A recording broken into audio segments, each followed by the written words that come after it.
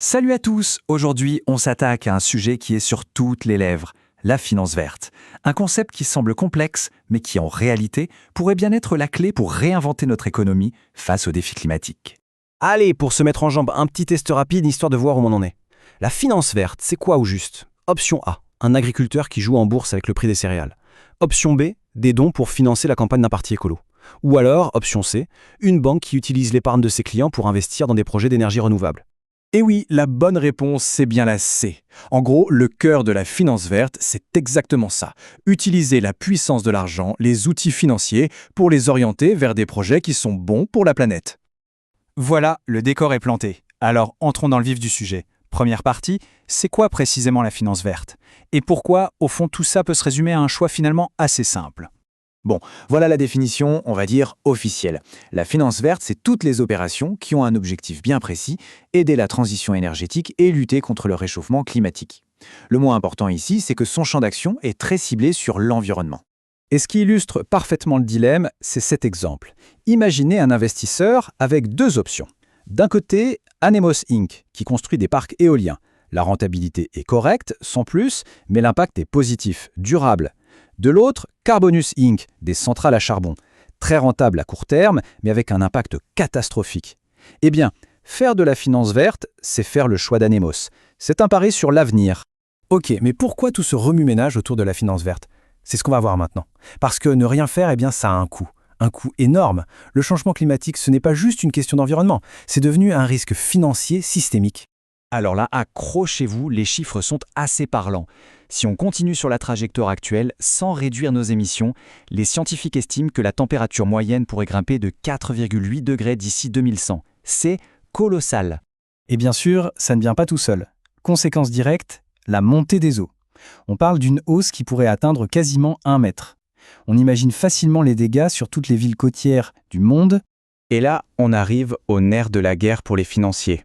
Parce que ces menaces climatiques, elles se transforment en risques financiers bien réels. On parle de quoi? D'abord des entreprises du pétrole ou du charbon qui pourraient voir leur valeur s'effondrer. Ensuite, des factures gigantesques pour réparer les dégâts des catastrophes. Et enfin, des procès et des amendes pour les pollueurs. Bref, c'est tout le système qui pourrait vaciller. Bon, le tableau est un peu sombre, on est d'accord. Mais alors, concrètement, on fait comment? Quels sont les outils à notre disposition pour justement verdir la finance? C'est notre troisième partie.